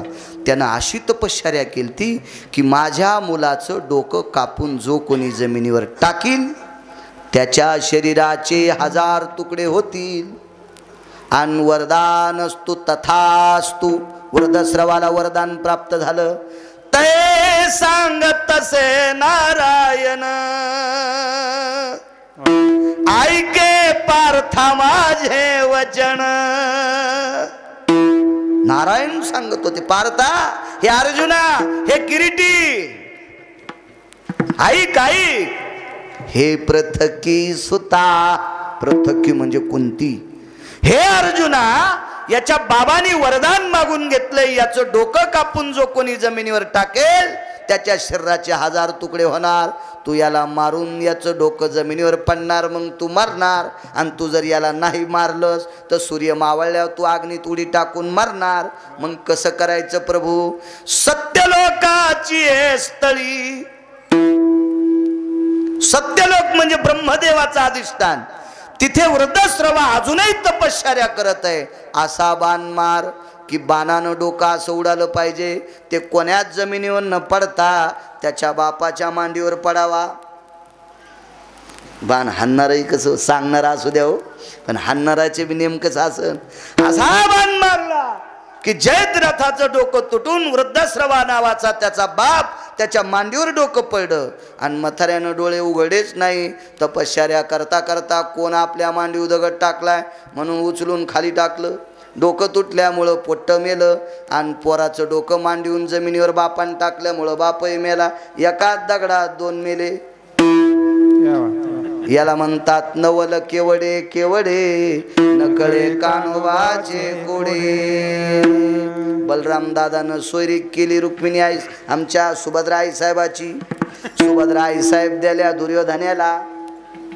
दुर्योधना माहिती ना, दुर्योधनाला. दुर्योधन 9 गोष्टीनं नालायक होता. एक गोष्ट 9 पैकी अशी होती, लग्न करण्याच्या लायकीचा नव्हता. एक मी नाही सांगत, पुराण सांगते. मी का तिथला सरपंच होतो का महाभारतातला? मी वाचून सांगतोय. पाहून ग्रंथ करावे कीर्तन. ग्रंथ बघायचे मग कीर्तन. लग्न करण्याच्या लायकीचा मुद्देता पुरुषार्थहीन दुर्योधन होता. बाकीच्या 8 गोष्टी घरी गेल्यावर सांगतो. दुसरी गोष्ट, दुर्योधन विद्वान असून दुसऱ्याचा ऐकत होता. म्हणून दुर्योधन प्रपंच कडीला नेण्याच्या लायकीचा नव्हता. दुर्योधन पापी नव्हता. दुर्योधनाला पाप करायला लागलं. एका चिरंजीवानं त्याचं नाव होतं अश्वत्थामा. संगतीमुळं दुर्योधन मातीत गेला. हे बा, परमेश्वरानं आपल्याला डोकं दिलंय. नालायक माणसं आपल्याला काही जरी सांगत असतील तर आपण मूर्खाचं ऐकू नये, याला विद्वान म्हणत असतात. आमच्या इथं एका बैलाला कासरा खाचा नाद होता. तो कासरा खात होता आणि दुसऱ्याची मका खाऊन येत होता. तो माणूस गडी पाठवून मामाला शिव्या देत होता. मी गड्याला सांगितलं आपला बैल तिथे गेला नाही पाहिजे. यानं जो बैल कासरा खात होता त्याला साखळी लावली. जो बैल कासरा खात होता त्याला साखळी लावली. ह्या नालायक बैलानं दुसऱ्याचा कासरा खाल्ला. याला तर खाता येत नव्हता. पिस्तोल्याला बंदुक्यानं पिस्तोल्याचा कासरा खाल्ला आणि पिस्तोल्या दुसऱ्याची मका खायला गेला. पाठ फुटूस तर खपके खाल्ले. मला असं वाटतंय एका नालायक बैलाच्या चांगल्या बैलानं नादी लागायला नाही पाहिजे.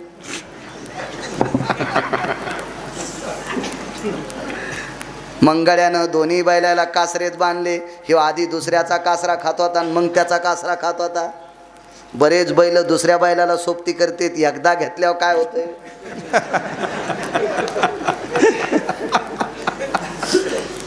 बडीशोप म्हणालो मी, सुपारी म्हणालो मी. तुम्ही कीर्तनात असं काही बी नका नांगाव घेत जाऊ.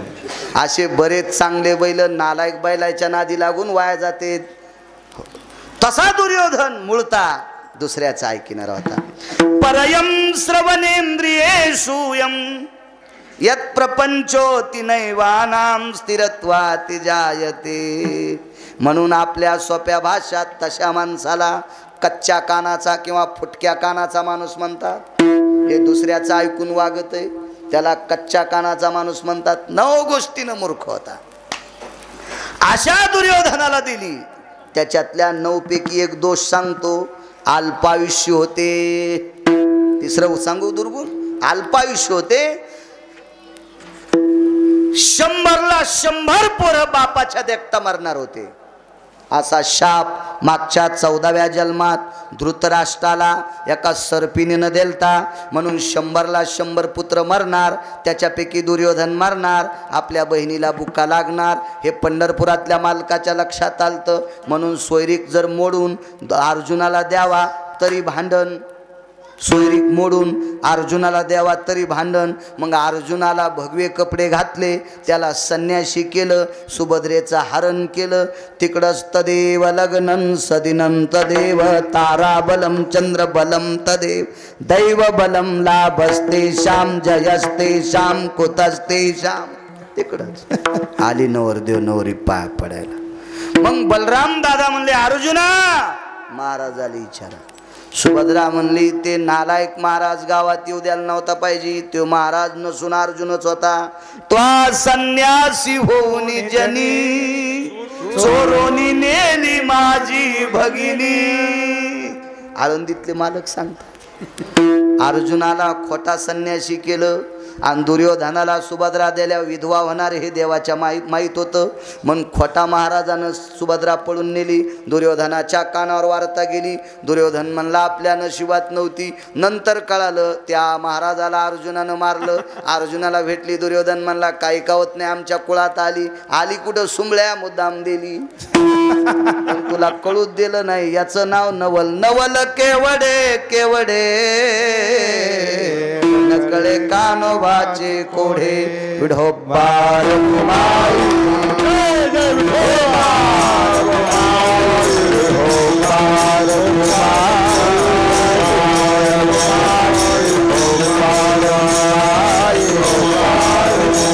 पंढरपुरातले मालक मथुरेत जन्माला आले.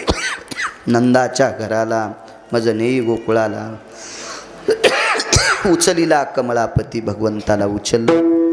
सुपात घेतलं आणि देवकीचा अर्धा पितांबर एका कोनाड्यात होता तो फाडला. त्याच्यात देवाला गुंडाळं. सुख डोक्यावर घेतलं. उचलीला कमळापती पायीची बंधने गळती. बाहेर आले. अमृताचा पाऊस पडत होता. अजित परमात्मा आहे. त्याच्यावर अमृताचा वर्षाव काय करायचा म्हणून शेषाला राग आला. वरती छाया धरी शेष. शेषानं वरती छाया धरली. आणि मग पुढे यमुना. दुभंगली यमुना माई. यमुनेचे 2 तुकडे झाले. मधातनं रस्ता दिला. पलीकडे गेले. 4 दरवाजे. गाईला वैरण टाकली. नंदराजानं. मोठी माणसं होती. जिज्ञासू माणसं होती. सात्विक होती. सदाचारी पुण्यशील कर्तव्य दक्ष माणसं होती. सर्वात मोठा त्यांचा कर्तव्यांक मोठा होता. जी माणसं कर्तव्य दक्ष आहेत ती माणसं कधीच भिकारी होत नसतात. उद्योगम वर्धनते लक्ष्मी. कर्तव्यामध्ये निष्ठा. अहो आपली बापदादे 500-500 एकर जमीन असणारे आपले बापदादे काठी टेकीत पण शेताला येढा करायला जात होते. आणि 2 एकर जमीन 10.5 दात घाशी तू. त्या पॅन्टीच्या द्वाऱ्या लोंबलेल्या काय हे याच्यापेक्षा पिसाळलेलं कुत्रं बरं. इकून दात घासायला दुसऱ्याच्या दारात काय थुकत चालला. आणि जमीन 2 एकर. बायको 7 भाईच्या मिरच्या तोडायली आणि तू 10.5ला दात घाशी तू सुंबळ्या. कशी पपेची माय जगीशीन. इथं उद्योगाला किंमत आहे. माणसानं सात्विक व्यवसाय करून कमवलेले पैसे म्हणजे पुरुषार्थ आहे. पुरुषार्थ सांगितलं. अर्थ नावाचा पुरुषार्थ आहे. सात्विक ते जोडून या धन उत्तम व्यवहार. पुरुषार्थ आहे. पुरुषार्थ आहे. जुनी माणसं पहा ज्याच्याकडं 9 लाख गायी होत्या ते गाईला वैरण टाकायला उठले. वेलेल्या गाईला कामाच्या बैलाला. गडी पुन्हा एकदा वैरण टाकीत होती 1-1.5 वाजता. बैल उठवायचे. वैरण सांबरी करायची. जरशी वैरण पुन्हा टाकायची शेंड्याकडनं. रात्रीच्या वेळेला सकाळून सुरुवातीला वैरण बुडाकून टाकीत होते. वाक्य नीट ऐका गड्याचं शहाण्या. बैल बांधल्याच्या नंतर शेतातून काम करून आल्यावर बैलाला वैरण बुडाकून टाकीत होते. रात्री 1-1.5 वाजता शेंड्याकडची वैरण टाकीत होते. म्हणजे गडी शिकलेली जरी नसतील तरी त्यांचा विवेक गोड होता. विवेक होता. आताच्या याला तर करळ कळणं, शेव कळणं, तिफणीचा कळवा कळणं. याला साव किती असावा सोयाबीनला. बाजऱ्याला साव किती असावा. तूर किती सावावर पेरावा काय मिळच नाही. किती दाट पेरावा किती पातळ पेरावा काहीच नाही. तुरील निघताय ना अशी पेरली. झाडण्या पण नाही झाल्या. कोठा झाडायला झाडण्या करायला बी चांगली अंग ठेवानी झाडण्या लागत्यात. तो निबरडक काढ्या आणि पेटून देवातच भुरकून भाकर थापूस तर तुराट्या जळून गेल्या. कोणत्याच कामाच्या नाहीत ना. मर्मज्ञपणानं केलेलं सरपण पण चांगलं असते. नका माल लागू द्या. इतकी सात्विक आणि सदाचारी लोक होते. पुण्यशील लोक होते. पावन लोक होते. नंदराजाकडनं ही शेतकरी. आपण शेतकरी कुटुंबातले माणसं आहोत. आपण तो आदर्श घ्यायला पाहिजे. रात्री 1 वाजता नंदराजा उठले. गाईला वैरण टाकली. गाईचा दार बंद करायचं विसरले. आणि ह्या दारातून गाईच्याच दारातून जगाचा बाप त्यांच्या घरात प्रवेशला. फार मोठी आख्यायिका आहे वैकुंठवासी. माधव महाराज मगर हिंगोली जिल्ह्यात होते. सुरजखेडकर माधव महाराज मगर सूरजखेडकर हिंगोली जिल्ह्यातले पुराणातले बादशाह होते. ते इतके गोड सांगायचे दशमस्कंधावर. बघा त्यांनी फार मोठं गाथा नवनीत केलं. नाना प्रकारचे ग्रंथ संपदा त्यांचे. फार भयानक अभ्यासू व्यक्ती. त्यांनी इतकं वर्णन केलं शेतीच्या बाबतीत नंदराजाचं की बघता सोय नाही. असो, गोकुळातल्या काठ्या कशा होत्या, काय होत्या, कुठं अडकीत होते. दाराच्या पाठीमागं काठी अडकिलेली असा. कारण चोर वरून येत नसतो ना, चोर कुठून येत असतो? दरवाजातून. म्हणून आजही जुन्या लोकांच्या वाड्यामध्ये मोठ्या दरवाजाच्या पाठीमागे एक खुंटी असायची आणि त्या खुंटीला काठी अडकिलेली असायची. आता सरळ इचू निघला तर चपला त्या सिलपरतीने इचू मरतू का? यानं हाणायला जावं आता चपलाचं थुत्तर वरी जात आहे, हाय का नाही? इतकी आपली परिस्थिती. नुसतं म्हणायचं आभाळ फाकलं आणि शेती मदत करीत नाही. तू कुठं नीट वागायला सुंबळ्या, कशी शेती मदत करीन? विठाला विठाला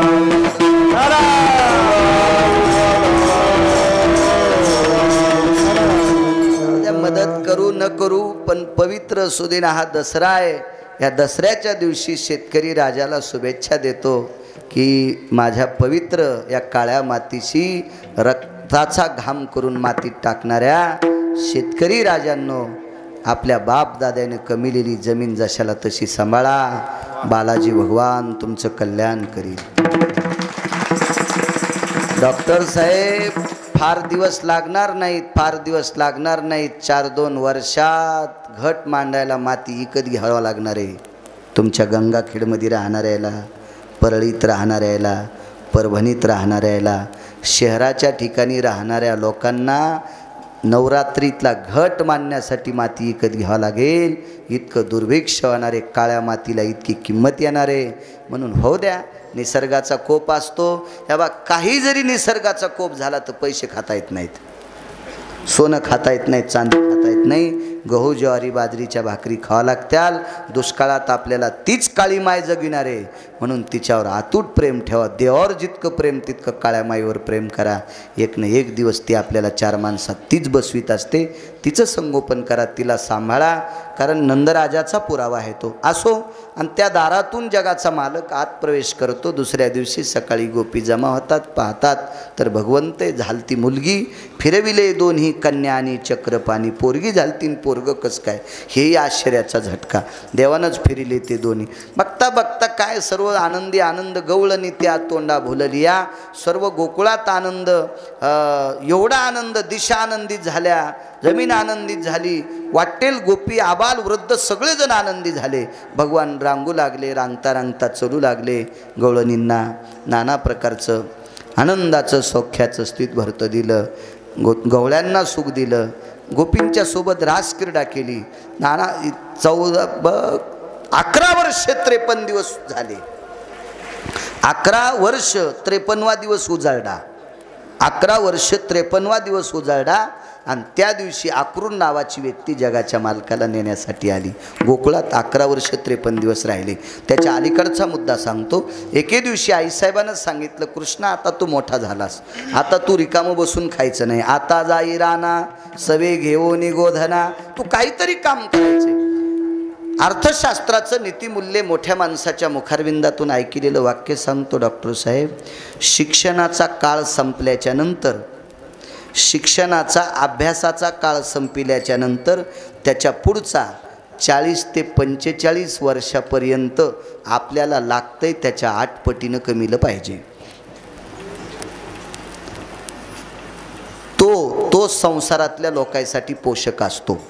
म्हणजे 20 ते 22 वर्षाच्या नंतरचं वय काम करण्याचं असते. आणि या काळात जर 10 रुपयाची भाकरी खात असेल तर 80 रुपये संध्याकाळच्याला त्यानं घरी आणले पाहिजे. तो कुटुंब व्यवस्थेतल्या लायकीचा आहे. 40 रुपयाचं खात असेल आणि रुपया जर कमीत नसेल तर घरातल्या लोकायला लवकर भिकाला लावणारा तो हरामखोर असतो. व्यसनी माणसापेक्षा आळशी माणसं देशाला घातक असतात. व्यसनी माणसापेक्षा आळशी माणसं कुटुंबाला घातक असतात. 5 लोकांना काम करावा आणि एका आळशानं नालायकपणा करावा, अख्खं घर मातीत जात असते, अख्खं घर. म्हणून उद्योगंवर धनते लक्ष्मी, काम करणाऱ्या माणसाला सर्वात मोठी किंमत आहे. आईसाहेबांना सांगितलं, कृष्णा आता तू घरी बसायच्या लायकीचा नाहीस, आता तू मोठा झालास, आता जाई राना सवे घेऊन गोधना. गाई वासर सर्वांना कथा ज्ञान प्रचलित आहे. सर्व एकत्रित बसले. बिभ्रतं वेन शृंगायाम प्रसाद रस्तुम कवलायाम व्याधि निरसन हितार्थायाम प्रसाद रस्तु तज्जायते. गोपाल कृष्ण भगवान की ज्ञानेश्वर माऊली.